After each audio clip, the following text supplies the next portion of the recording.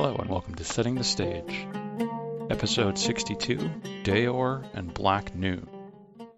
Black Noon is a up-and-coming RPG, still being in the design process, and the setting for it features pirate cowboys riding capybaras that can swim and run in the land, trying to raid ships going by. I'm here today with Deor. Hi, Deor. Hey, how's it going? Good. How are you doing? Not too bad. So we're going to talk about, you've got your own system that you're working on, which is pretty cool, and some unique stuff for that. Reading about the setting was really cool, and I'd like to hear about the system as well. But as always, for being on Setting the Stage, who are you outside of RPGs before we get into everything else? I'm Deor. I'm a hobbyist game dev. I'm also into fighting games. I've been going to tournaments for over a decade. Wow, cool. And then I'm also really into cooking, reading about history, all sorts of fun stuff. Yeah, that sounds like pretty typical stuff for people that are into RPGs. Yeah. I'm interested in the fighting game thing though. Like if you're competitive with that, what do you play? My main game is Project M. It's a mod of Super Smash Bros. Brawl that makes Okay. it play more like Melee, but with some of the rough edges smoothed off. Why not just do melee? Uh, because in Melee, Bowser's not a playable character. You can see him on the Ah, screen, but he's not actually playable. okay. So you like Bowser a lot? Yeah, Project M Bowser is my favorite fighting game character of all time. So for the older Smash Bros. Ones, are they still like getting like did they ever tweak Smash Bros? Like I know they did that for other fighting games, so I wasn't sure that the Smash Bros. Got that. Do you mean like patches? Yeah, like little moving the numbers around to make everything a little more balanced once people figure out the meta and stuff like that. They do that in games from Smash for 3DS and Wii U and Smash Ultimate, Hmm. but Melee hasn't had a balance patch in over 20 years. The balance patches were just different releases of the game. Most people play on the North American version 1.02, Gotcha. though in Europe they play on PAL. Oh yeah, because Project M has had a long history of updates. I started playing in 2013, and it went through, I think, four major revisions until Nintendo shut them down. And then it was just that version for like 5 years. And then another group came in and started doing their own balance patch with the blessings of the original devs. And that's what most people play nowadays, at least in the US. That's Project Plus, and that's in version, I want to say 3.02 right now. okay, that's cool. It's great that that kind of can survive.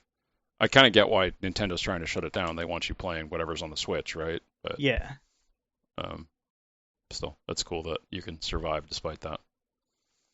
Did you get into like fighting games first or RPGs? definitely RPGs. I All got right, into cool. fighting games in college. I've been into RPGs since I was a little kid. Well, yeah. What got you started with RPGs then? My mom and my older brother. My mom, she played D&D a little bit. This was in AD&D second edition era, Uh huh. and she introduced me and my older brother to it, and then would occasionally play as sort of a guest in my older brother's campaigns with his friends. I didn't live with them, so if I happened to be visiting my mom that particular weekend, Hmm. then they would let me in as a guest character, and I loved that. And I had books at home, but I never really had anyone to play with. So I just sort of read through the books and imagined what I could do. It's funny, I didn't realize this at the time, but like a second edition player's handbook and DM's guide, but my monster manual was third edition, and Oh, I didn't understand what DC meant when I looked through the monster manual. yeah. I was thinking like first and second edition, you can kind of overlap those. That works, but yeah, third does not work with second at all. So That's funny. then in college, I met some people and they all did D&D, so I started playing 3.5 with them. And I've been playing some form of TTRPG with more or less that group of people. People have come, people have gone, but we try to keep in touch at least online. Hmm. But I've been playing with them ever since. Do you still have a connection with your brother through D&D, or is he not playing anymore? Actually, it's funny. I was just talking to him the other night. We live across the country now, so we can't really do much together. Right, yeah.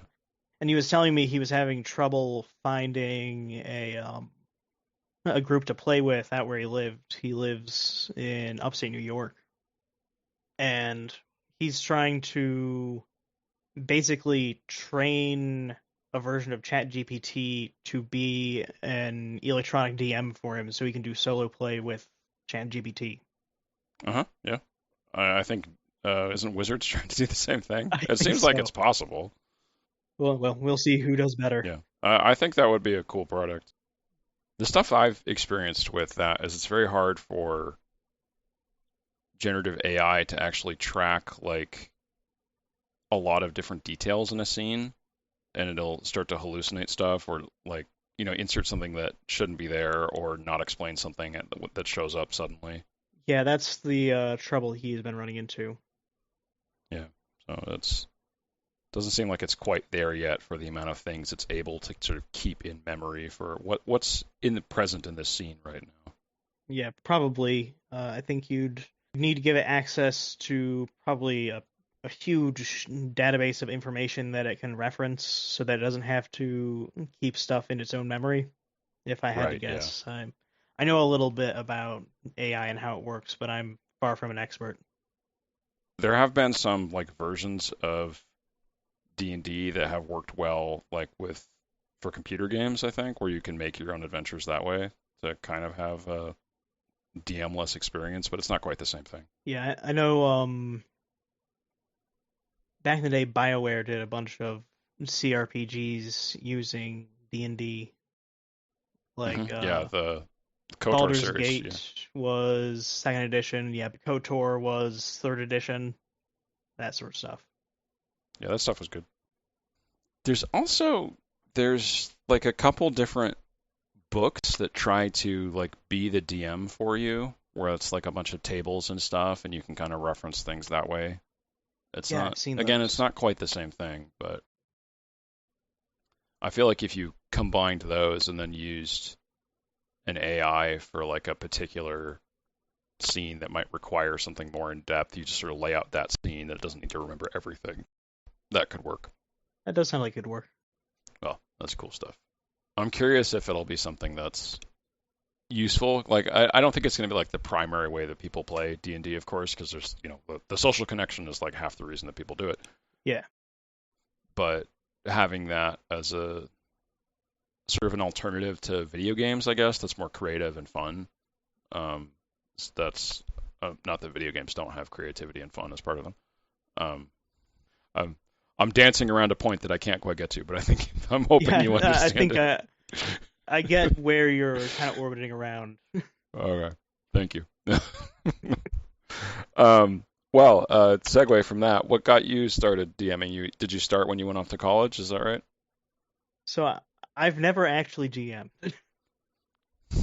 I knew that was the answer because it said it on your survey. It's true. Which to me is fascinating that you would have never DM'd and want to design your own system.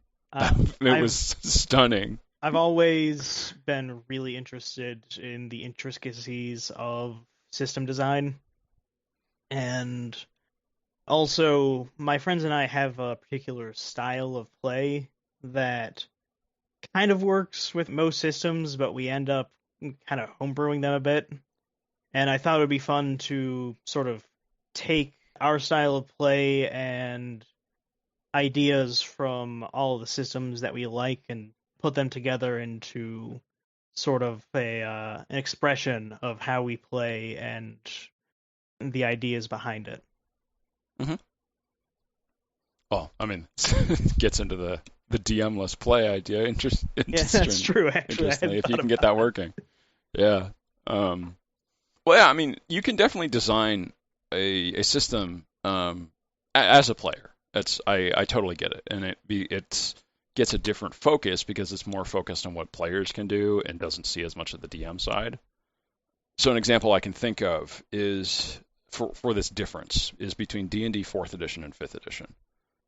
5th edition is actually kind of annoying to DM compared to 4th edition because the math isn't as tight in 4th edition, so it's hard to design like good encounters for players. You don't have as many resources for picking good challenges because they haven't released as many like monster book things compared to 4th edition, where you could just get on D&D Beyond and search like fire monster, and you could get a fire monster that was the right challenge rating because there was like 100 of them, and drop that in as like a fire monster, and you could reflavor it however you want. It made it so much easier to design adventures in 4th edition. Yeah, that's a good point. I'm definitely, and part of this is just stemming from my group's style of play. My game is definitely very like player focused, player forward, and really about player expression, and it's not meant to be where there's a set adventure that you're playing through. It's more sandbox. We do sandbox style play.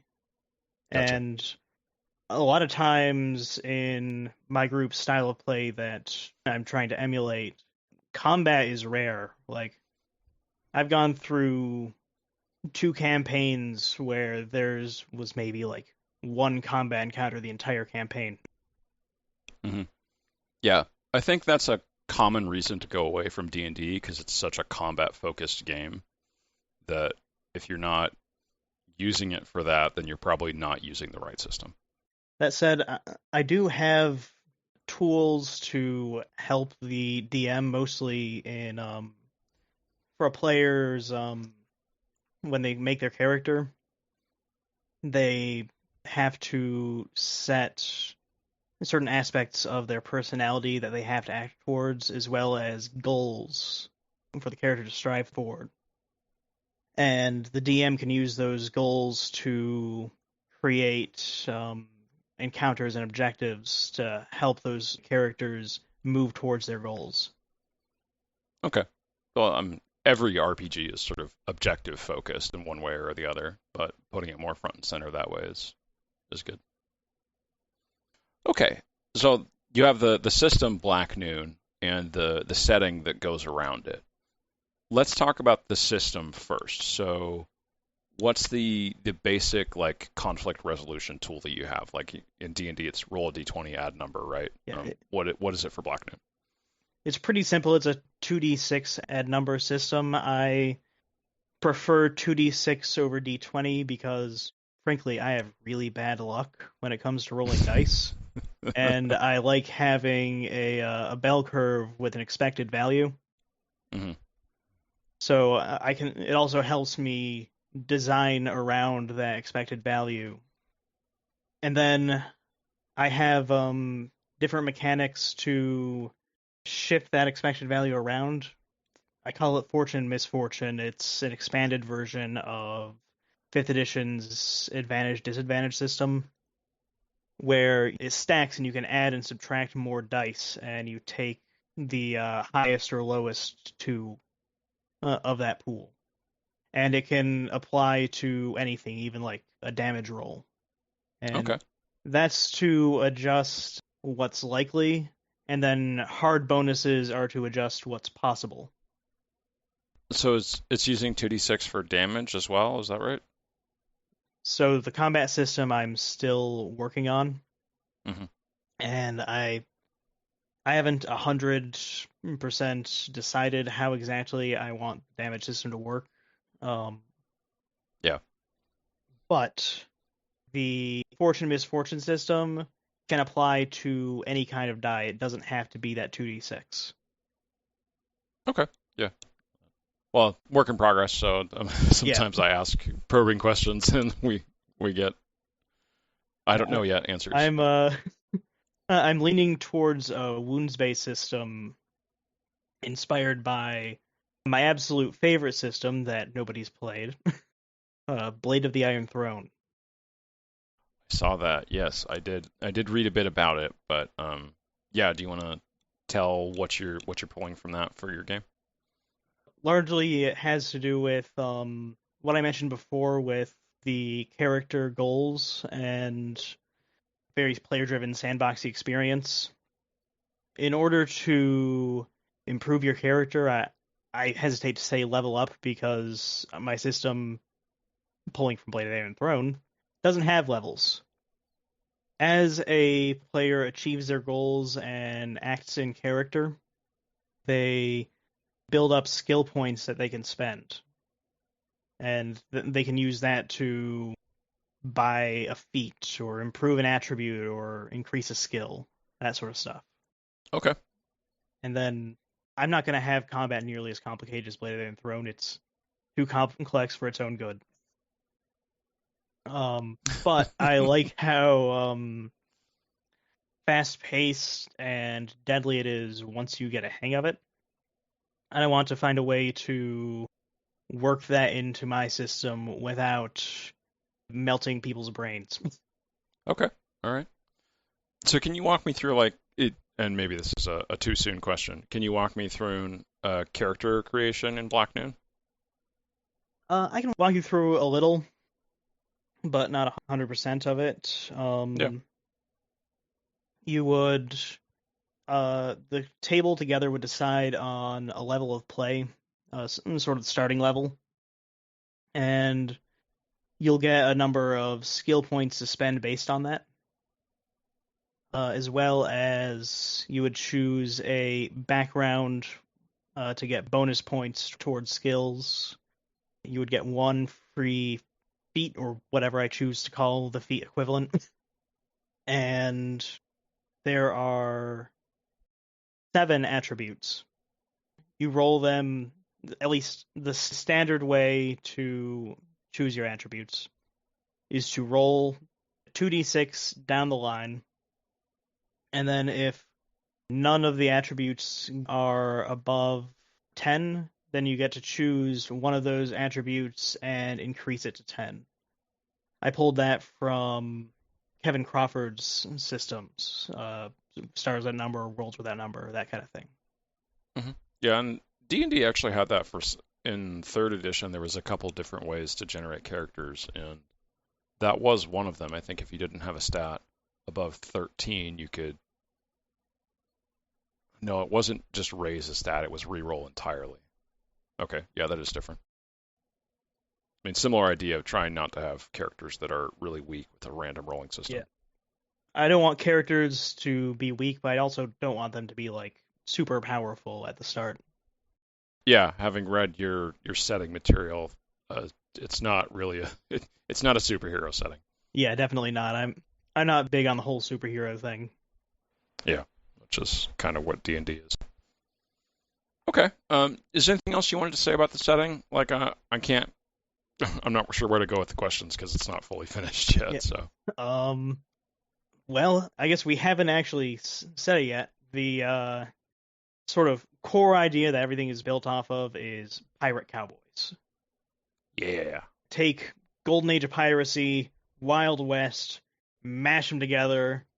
I averaged the time period out to be like late 18th century, that kind of thing. So think American Revolution to the Napoleonic Wars, somewhere in there.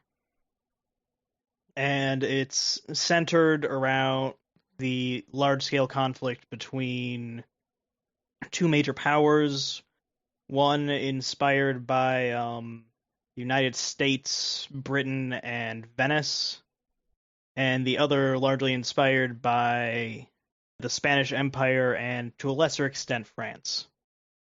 Venice feels like an odd choice there to me. Yeah, I was reading about the Venetian republics, or Mhm. republic, Yeah.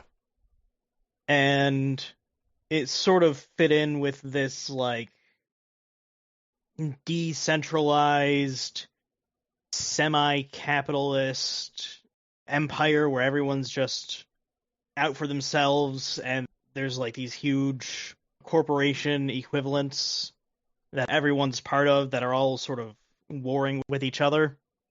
Mhm. And I thought that really fit with what I was going for, so I sort of incorporated some of that into the faction. Like I definitely see the what you're going for there. There's definitely something that aligns there with like you said that America was the other one that was pulled there and the British Empire. Yeah. So yeah, I see the comparison. It just still feels Yeah, I don't know. It just feels like Venice is yeah, it it's does seem different. kind of random if you're not if you're not like looking for those connections. Yeah, but you're right. It totally is like another heavy mercantile focused culture. And then the Spanish inspired faction, it's what you would expect from the Spanish Empire. Yeah. There's nothing super crazy going on other than the religion, which is aesthetically very Catholic, but is kind of weird. Um. Well, yeah. I think there's a broader question I had here outside of like the Catholic religion component. It wasn't clear from your survey whether this was Earth or like an alternate Earth or like a different world entirely. uh, Because you referenced in your survey that like the eastern continents are kind of fighting over this new Western discovery, which would be America within Earth. What's the structure there? yeah. So it's not Earth, but it's heavily inspired by and pulling a bunch of tropes from our own history and just kind of playing with it. Hmm. But yeah, it's not Earth. There's just a lot of parallels, and the parallels are intentional. Okay. Well, yeah. Yeah, Obviously intentional from what you yeah, said and from what I picked up there. Okay, so skipping back to the religious component then. So it's not actual Catholicism. It's something that has a similar structure to Catholicism with like a hierarchical church with positions and that stuff. right. And the religion, it's actually I didn't intend to do this, but I realized as I was going through there were some similarities to it. It is in part inspired by the Tribunal Temple from Morrowind. I don't know if you've played Morrowind. I have, so I know what you're talking about there. Specifically, they have a very heavy focus on the veneration of saints, Yep. and that's sort of like the biggest part of this religion in practice is venerating saints in a way that's almost like polytheism, where if you need guidance in some particular way, you pray to a saint, you might perform some sort of sacrifice, be it animal, monetary, fasting, that kind of thing. There's specific rituals for all sorts of things. Hmm. I mean, I think there's a decent argument that Catholicism within the real world is polytheistic because of how many saints are present within it. And even outside of saints, like the angels kind of function as deities as well. Like it's Yeah, it's not exactly like a monotheistic in the sense of like there's only one divine being. It's just there's only one like supreme divine being, or three, depending on yeah, how you count it. yeah. It definitely depends on how you look at it, but definitely that's I sort of started from that, and then as I was working, I was like, This is an awful lot like the Tribunal Temple. I didn't mean to do that. Well, I want to stay away from like Catholic comparisons, but Yeah. the Tribunal Temple in Morrowind has some like dark like founding history. Um, is Yeah, is that definitely. something you brought in, or is that just Uh, a coincidence? that's just a coincidence. The biggest breakaway between this religion, which I call Deutericism, uh, so it comes from the ancient Greek Thoderikos, which Okay. is one who performs sacrifices, because various forms of ritual sacrifice are supposed to be the central idea behind the faith. There Okay. is sort of a great enemy and various smaller enemies, dark spirits, devils, whatever you want to call them, that cause various problems in the world, and they can only be staved off through various forms of ritual sacrifice. I mean, that sounds that sounds very pagan. It's pretty pagan, just sort of dressed up in some Catholic-looking clothes. Okay. Uh, and then this greater enemy blocks the way between our world and the afterlife. And if you've purified yourself enough throughout your life, then you shine too bright and it can't harm you as you pass to the afterlife. But if Okay. you've made yourself impure, then it's able to reach you and consume your soul during its journey to the afterlife. Okay. So still like the sort of purification component of Catholicism, Yeah, but with a different focus than the Eucharist and absolution. Okay. right. Um, this was another component that I took away from your survey was that it seemed like there was a lot of negative focus for like the religious components that at least that you were talking about within the survey where there's all these like demons and evil spirits, but there was very little positive components. And maybe I'm misreading that. Maybe it's just like you gave me the juicy fun bits and not the boring bits about stuff. Can you Yeah, comment on that? I I definitely haven't worked as hard on the inspiration side of it. That's definitely something I need to work on, though I'd say that the rival religion, Pontism or Martinism, there's a couple different names for it. That's sort of the more bright and fluffy, I guess you could say, religion that branched off from it. That's much more focused on salvation through faith. Gotcha. Okay, so we have sort of British stand-in and Spanish stand-in. Do these two empires have names? The Spanish one doesn't yet. I've always been terrible at coming up with names. Oh no. Um, but right now, for the British-inspired one, I'm leaning towards the Crown Republic of Carol. All right. Crown Republic, definitely, that's what I'm keeping. Carol, I haven't 100% like decided on, but that's sort of what I'm leaning towards. And that doesn't really have any special etymology. I just use this Markov chain-based generator, and I kind of like the look of it.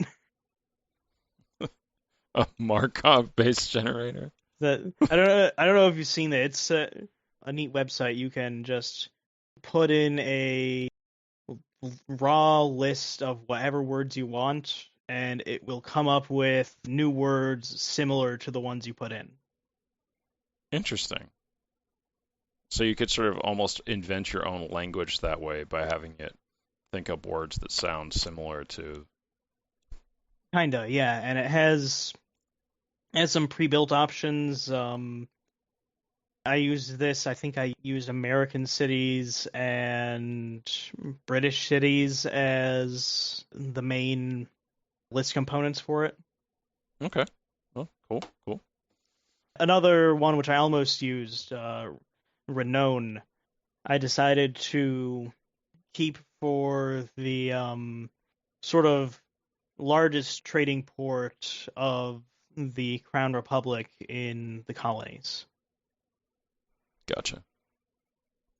So, and I'd like to hear more about Renown later, but I wanted to get like a sort of broader overview first.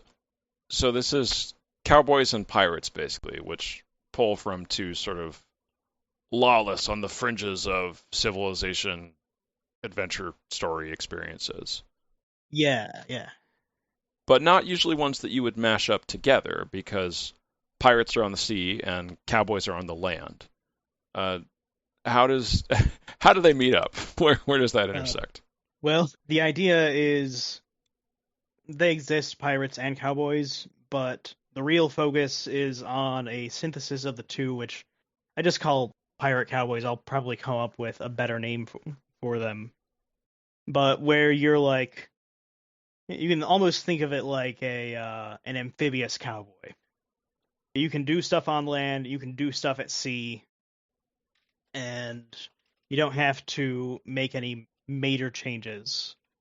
So think like in cowboy stories, you've got the train robberies, where Yeah. all the cowboys come up on horseback and surround the train and shoot things up, all of that fun stuff.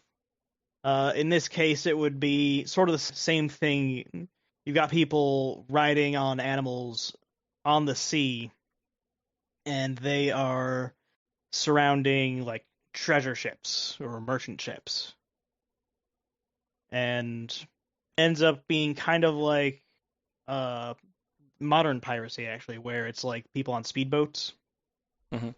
That sort of idea where you've got something small, something agile that may not have the most range, so it has to be done closer to land, but you can still go in, surround them, and force the victims in this case to give up whatever it is you want. Okay. And what animals are they riding on? Like dolphins or sharks or something? So I call them cavillos, and they are an offshoot of the capybara, but evolved to fill a similar ecological niche to a horse. They're from the New World, and it's like a looks kind of like a horse, but with paws, brown fur, and a scraggly tail. They're not as strong as a horse on land. They can't run as fast, but they can swim about as fast as a ship given the proper conditions. Okay. So this is the main thing that people use for this experience because it's a mount that is decent in both circumstances instead of only good on land or only good on the sea. Right. Okay. So I imagine like in the sea, like maybe a seal or a dolphin would be better if those are trainable, which I guess dolphins are, like we know that from the real world. Yeah, I think on sea, generally speaking, if you're just going to be on sea and not do anything on land, you'd probably just use a boat. Oh, or that. That's a good point. I'm overcomplicating it. Absolutely right. Okay. Yeah, So I wanted to have something that you could have those adventures where you're going on land, going on sea, but without having something that's too mythical. Because if you're writing a mythical creature, then it becomes common. It's not mythical anymore. mhm. Yeah, no, I get what you're saying there. It also kind of can conjure up like other mythological connections that you might not necessarily want people to be making. Right. Okay, so like the people on these capybara things are on a boat that's chasing another boat, and then they'll like jump in the water with their capybara things to catch up and Or raid the they'll other be boats. like hiding in some sort of hidden cove waiting for a ship to come by so they can all swim out, firing off their muskets. Yeah, yeah. And well, muskets, yeah, I hadn't even thought about keeping powder dry at water, especially with if you're diving in with a mount. Yeah, Is that's that something you've thought about? I've thought a little bit about it. It's definitely obviously there's going to need to be some sort of more advanced waterproofing techniques than existed in the actual late 18th century, which I think is within the realm of reason. Yeah, yeah. Like you'd probably also have like waterproofed waders instead of wearing chaps, which Yeah, good is a point. very funny image, but I'm sure if I hire the right artist, I can make it look cool. Yeah, of course. Yeah, we can make waders be cool. That's right. Okay, so they have some waterproof thing, and we don't have to worry exactly how it works because Right. it's not our. It doesn't matter. Okay, fair enough. Since you mentioned like the capybara animals, I was curious if there are any other odd animals that we wouldn't expect, or like something that went down a different domestication path. So like using I don't know, giant lizards instead of oxen for pulling plows or something like that. Not quite as exotic as that, but Yeah, yeah. Just a bad example. I like the example, and if I didn't already have another idea, then I might have stolen that. I do like I stole it lizards. from somewhere else, actually. Uh, But go ahead. but also in the New World, the native draft animal are like super stocky deer with big antlers. Okay. They're raised as draft animals, and also their antlers are harvested for tools. And then like antlers can grow back, right? Yeah, so every year a male deer will grow out his antlers in the spring uh, for mostly courtship purposes. It's a display and also a weapon to compete with other males. Right. And then in the like late fall, early winter, they shed their antlers. They fall off, and you can actually go into the woods that time of year wherever there's deer and harvest them. And antler is a really good material. You can make all sorts of tools with it, especially handles. It's super durable, but not too hard to work with. Yeah, I've got one somewhere around here in my room that I found in the woods at one point. I like to think of it for domestication as sort of a more renewable source of wood for smaller things. Like you probably wouldn't be able to build a house out of antler, but anything that needs a No. handle, a lot of leatherworking tools are really good to be made of bone and antler stuff like that. I'm curious if you're domesticating the deer or elk or whatever it is, whether you'd be able to shape the antlers. You know, like you can do this with plants where like if you want a square tomato, when the tomato is first forming on the vine, you can kind of put a glass box around it, and then it will grow to fill the square shape of the box. That's a good question. Whether you could do something like that with antlers. Because we can't now because they're not Yeah. really domesticated animals, but Like the closest we've got is I think the Sami people in northern Finland have like semi-domesticated reindeer. I'd never heard of that being done, but that's a cool idea. I mean, go ahead Yeah. and use it. It doesn't matter if it's possible. I was just thinking like if this was possible, I might expect people to be doing it with like sheep or cows because they can have horns. That's It's not true. exactly antlers. It's a different method for how they grow. Um, I don't think horns on sheep or goats or cattle grow back. Like they grow in once they reach adulthood, and then once they're grown all the way, that's it. I thought there were some that did grow back. Like I know that they do keep growing in the wild. Like the sheep can get horns that are too big and they end up like falling over because they're too heavy for their heads or something. I think I have seen something like that. But I do think they grow a lot slower. Yeah, So it's like definitely antlers, it's not like like, every year. yeah, huge antlers that you get them every year. Yeah, yeah. So it wouldn't be as renewable a resource unless we unless we bred for it, I suppose. Yeah, I guess. Yeah. Human ingenuity. All That's right. right. Okay. I hate that this is related to animals and livestock, but slavery is also something I was curious about within your game. It's in your setting, not the game. Yeah. Because slavery is always a component within, not necessarily the Wild West, because a lot of Wild West stories avoid that point, even though it would have been present. But it is definitely a point within piracy. A lot of people on ships and pirates were basically slaves. They were forced to do it, called being pressed into service in that time period. So, and the piracy within the Mediterranean often involved like taking a bunch of slaves from where the Muslims would come and take a bunch of slaves. The Europeans would go down to Muslim territories and take a bunch of Muslims as slaves. So it's something that the historical roots are there for it, but a lot of modern games are avoiding slavery because it's dirty and tainted, and we don't want to talk about it anymore.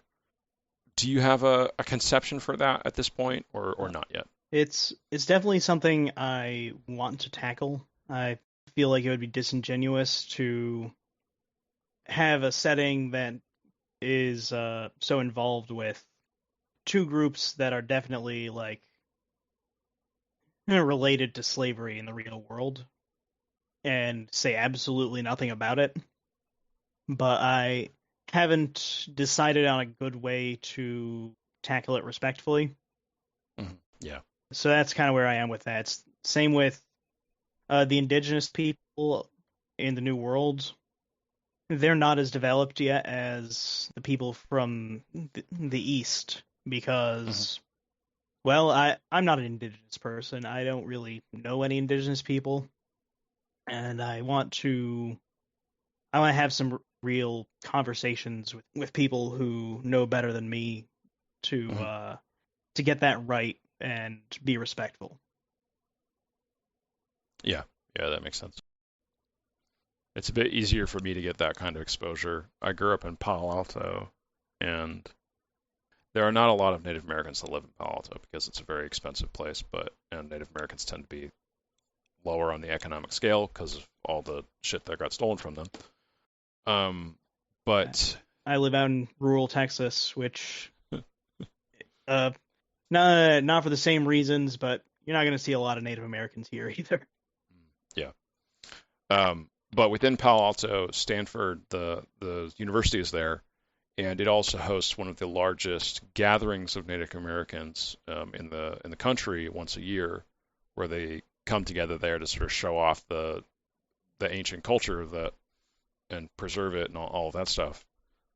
So you get to go and see people that are talking in their native language and doing native dances and selling native crafts and books and stuff. And that's really cool.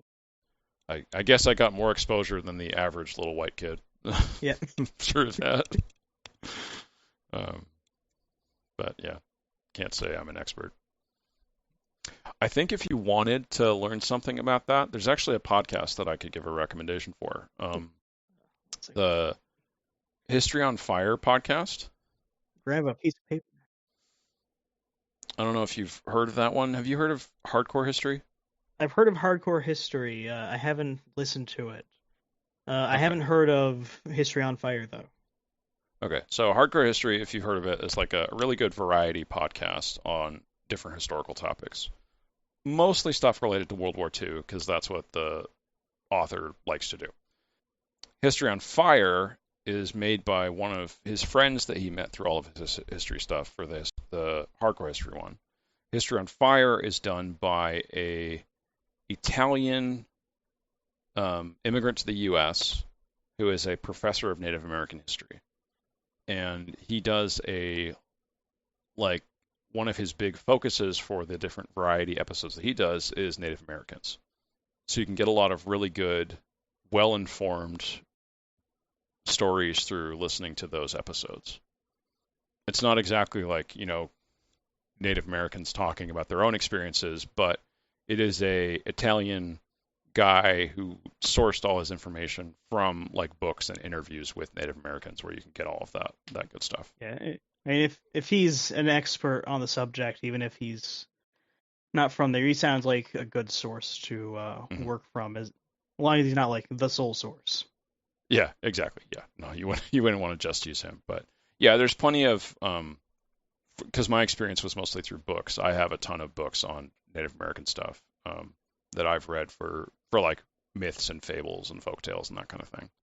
So there's but you don't need my input on those because there's so many.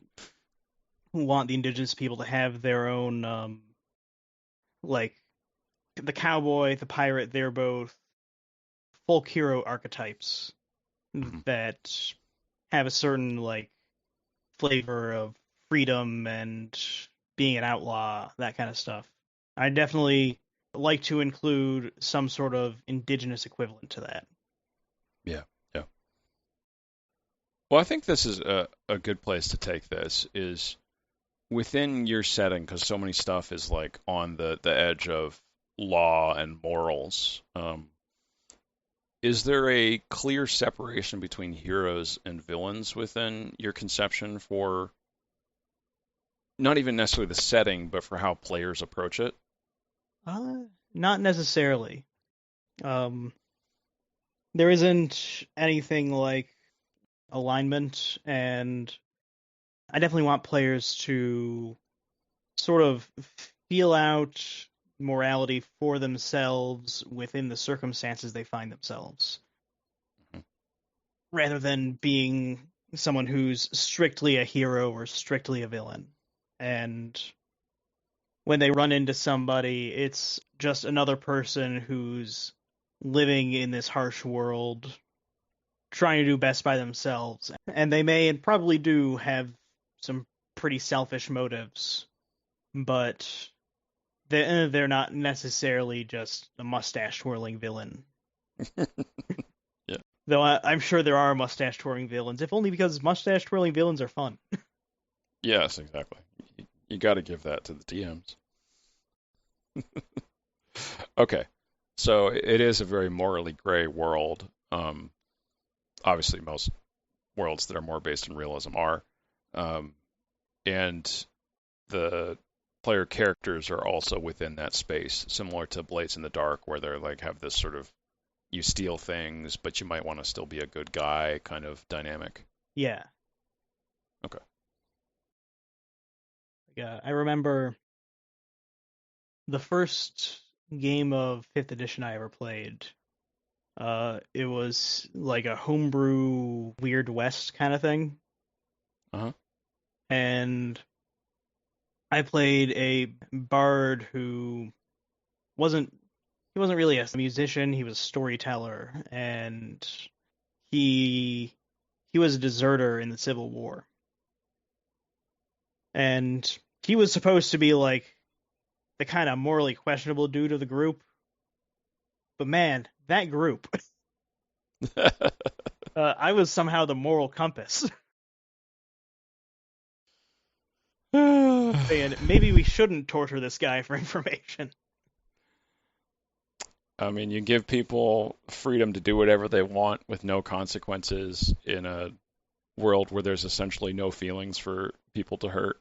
And new players will just go wild, man. Yeah. No, it's a very common thing for people that are new to the game. Well, the hobby, I should say. Yeah. So within Black Noon, how does the law work was one of my questions. So, like, for pirates, there's like this privateer thing where you like get a contract from the Carol or the Spanish equivalent, to go raid whatever you want. And then there's also the cowboy equivalent, which I'm not sure if there is something quite like that, but like, what's the sort of legal space for this stuff? It depends on which major faction we're talking about. So, okay, let's do Carol first then. Carol, it's really decentralized, but also bureaucratic. Everything is based on what company you're signed up with. Companies get charters for various actions from the Grand Duke, who is the head of state. Okay. And they, for the most part, are sort of free to do things as they see fit, with little direct oversight from the top.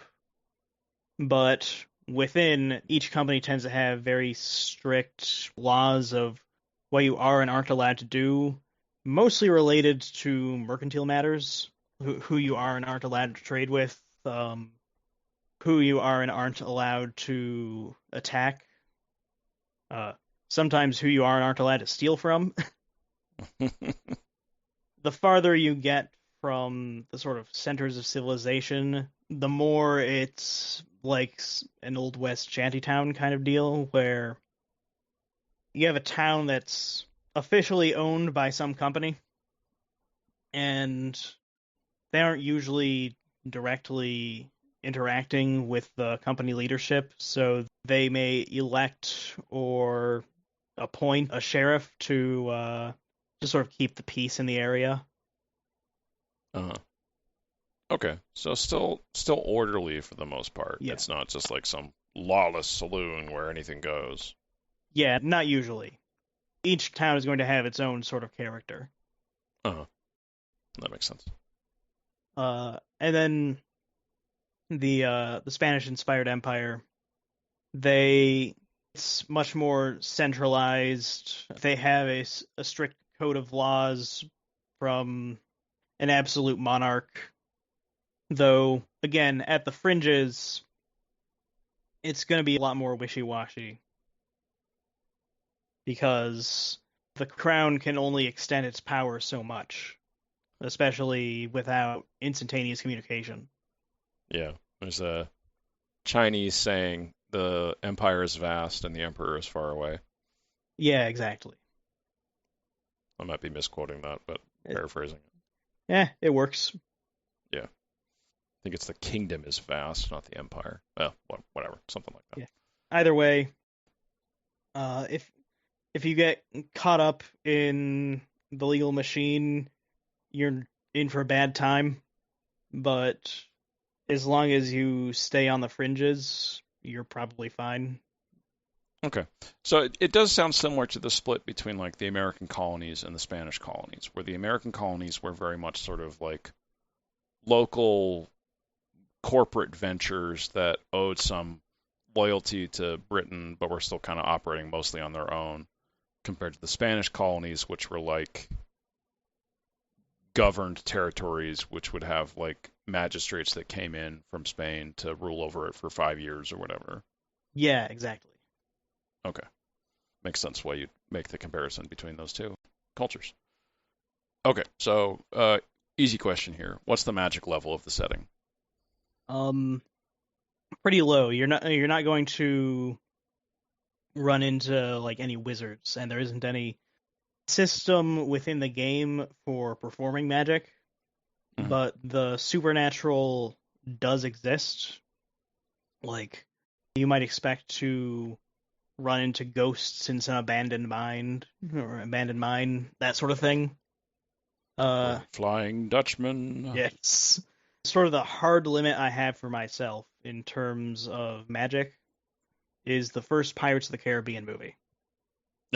That's a pretty big limit, though. It is a pretty big limit, but it's not something that anybody is going to like normally run into. That's true. Learned people don't believe in the supernatural because it's not common enough to be observed. Right. But you might run into like a cursed pirate crew or an abandoned mine that people say is haunted and that sort of thing. Okay. So still it kind of leaves the door open for people to run those kinds of stories if that's what they want, but it's still mostly a grounded world. Right. Okay. Gotcha. So my next few questions are about like what sorts of like your main media inspirations for this setting come from. Like you already mentioned Pirates of the Caribbean Yep. just now. And the other big pirate media at the moment is One Piece. Is that had any factor on what you're including here? No, I've never actually read or watched One Piece. Wow. I'm too intimidated by the size. It's too big. That's fair. That's fair. It is. Yeah. I stopped a long time ago. But I think I may okay. have watched like the first 10 to 20 episodes 15 years ago. Okay. Well, stuff besides that, I was thinking of some like old classic movies, like Sir Conan the Barbarian, or a bunch of Kirk Douglas stuff, or John Wayne, those kind of things. Definitely spaghetti westerns, especially, you know, the big ones, Sergio Leone stuff. Yep. Dollars Trilogy, that sort of thing. I got a lot of inspiration reading about the period of time between the Mexican-American War and the Civil War. Uh-huh. That sort of time period and the politics going on there. As well as this is less media and more. Do you know the YouTube channel Golden Gunpowder? I do not. Really interesting channel. It's about pirate history. Oh, okay. And cool. he does like deep dives into various topics about what exactly did pirates eat, how were pirate crews typically organized, that sort of stuff. Okay. And he always has all the sources ready. It's really cool stuff. I feel like pirate sources, it's kind of easy to read all of them because there's not that many for. There aren't that many, and even fewer that are reputable. Yeah, that's definitely true. Yeah, I think the one that the Assassin's Creed Black Flag was pulling from for a lot of the stuff it was having in the game. So much of that is just like, well, there's only one source, so we kind of got to take his word for it. Yeah. Not as much direct inspiration because the tone is completely different. Mm-hmm. But I'm a big fan of Sea of Thieves. I've been playing it since it came out. Oh, yeah. So yeah. that was definitely something that pushed me towards thinking about pirates. Same with the band Ailstorm. Oh, yeah. No, they're great. Yeah, I love Ailstorm. Yeah. Yeah, one of my players had a character where we used a bunch of Ailstorm as like that character's theme music because he was Nice. sort of a Viking character. Another video game. This is definitely leaning more towards the inspiration side. Hunt Showdown. I don't think I know that one. It's not the same time period, but it's like late 1800s period accurate weapons. It's an extraction shooter. You go in and hunt monsters, basically, like these weird, horrible spiders made of arms and all sorts of crazy body horror creatures, and the basic enemies are zombies. Okay. But that sort of mishmash of dark fantasy creatures and Wild West weaponry. That's definitely something that I had on my mind when the concept first came up. I was really into listening to Ailstorm, playing Hunt Showdown, playing Sea of Thieves, and I guess those influences came together to spark the idea in the first place, and then once I decided on the tone and time period I wanted, I sort of built off from there. Okay. Have you used this? So the system you haven't really used yet because that's still being developed. I'm assuming that you haven't used it yet. Yeah, no, there's definitely going to be a lot of playtesting probably once I get combat sorted out. Mm-hmm. Yeah. Because that's like, I'd say the biggest puzzle piece I'm missing right now. Okay, gotcha. But the setting, have you used that yet for anything with playing with your friends? I haven't, but I've discussed it a lot with them. Okay. So they're putting their grubby little mitts all over the creation of it in a way. Okay. All right. Well, I think I am out of questions then. Is there anything else that you wanted to talk about for the setting or the game? Not off the top of my head. Okay. Well, I always finish off with asking what advice you have for other DMs. Feels a little weird to ask you that question, but anything that you want to say as a player on that concept? I guess,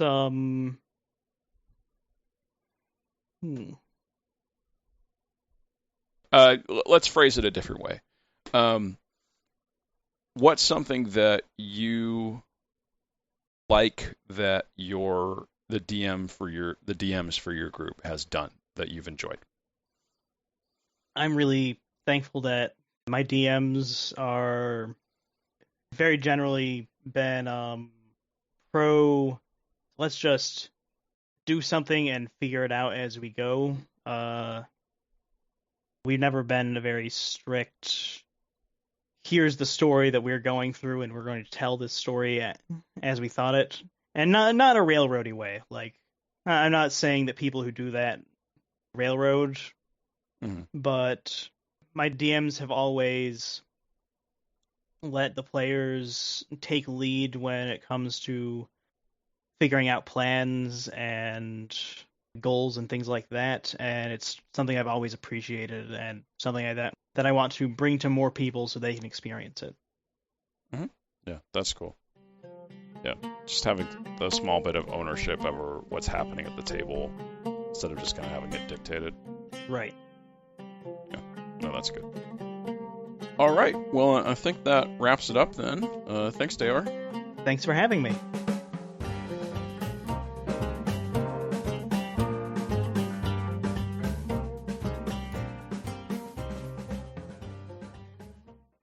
Thank you for listening and learning more about Deor's Black Noon project. It's going to be something really cool, I think. For the podcast, I've launched a Patreon to help support the podcast and get more cool software or hardware to help it keep going and be an easier thing for me to produce and make. So if you're interested in funding the podcast, you can check out all the little perks and cool things you get, like stickers or t-shirts or other things like that, at least early ad-free episodes. You can check that out at patreon.com/settingthestage. Thank you for listening.